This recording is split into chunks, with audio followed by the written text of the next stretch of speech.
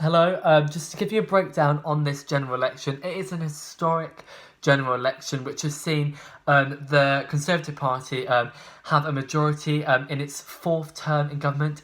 It means that it's the fourth election for Labour to lose since 2005, and there's been some shocks in this election, so I'd just like to briefly talk about them. I think a big shock is that Jo Swinson lost her seat in Scotland by about 100 votes, and this is really significant because she's leader of the Liberal Democrat Party. Also, this election has seen the lowest outcome for Labour since 1935, similar to Michael Foot's defeat in 1983. And this, talking to Jess Phillips earlier today, she really illustrated that there needs to be a change in the structural elements of the Labour Party. And it's really significant, this election, because it now means that the Conservative Party have a mandate for 5 years in government, and it will mean that it's likely that Brexit will be delivered within the next few months.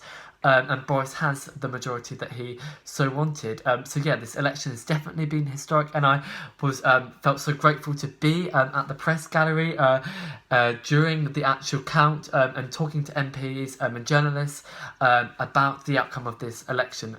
Yeah, so it's been a really good experience. We're live from the ICC in Birmingham, which is where the count is taking place. So the exit poll has just come out. The Conservatives apparently have a massive landslide majority of 368 seats. Labour have lost over 70 seats. This means that Corbyn has to resign. SNP was quite a shock for me personally. They've gained over 20 seats in Scotland, which really increases Sturgeon's mandate for independence. But this is definitely an election in the history books, the biggest landslide since Margaret Thatcher's election landslide over 30 years ago. Sorry, so a problem with trust in the Labour Party? There is a problem with trust in the country at the minute. There is a problem with trust in every political party, but the Labour Party included. The people in my constituency did not trust when they were talking to me on the phone. They did not trust that we could deliver our manifesto, say, and I travelled all around the country, and I didn't just go to the seats where masses of membership were there to greet me.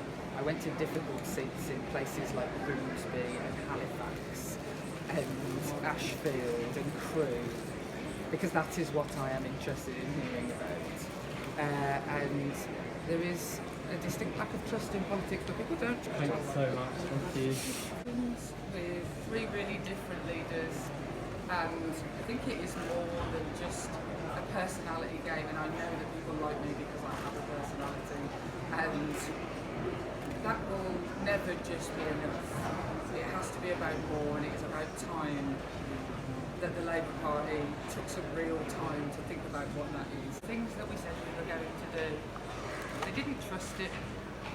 They might have liked some of it, and they didn't trust that we could do it, and they didn't trust him to do it. And I could sit and dress this up, and I'm ready for all the headlines because I didn't know you had a crowd. Well, I have a crowd of 1 million people with camera phones in my face. Member of Parliament for the Birmingham Erdington constituency. Declaration of results. I, Robert Conley, being the acting returning officer for Birmingham Erdington constituency, do hereby declare that the number of votes cast for each candidate is as follows. Alden Robert James Cambry, the Conservative and Unionist Party, 14,119.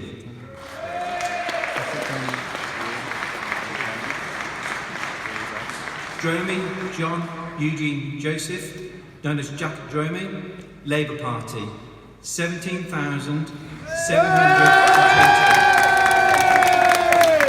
Preet Kaur, Labour and Cooperative Party, 21,217.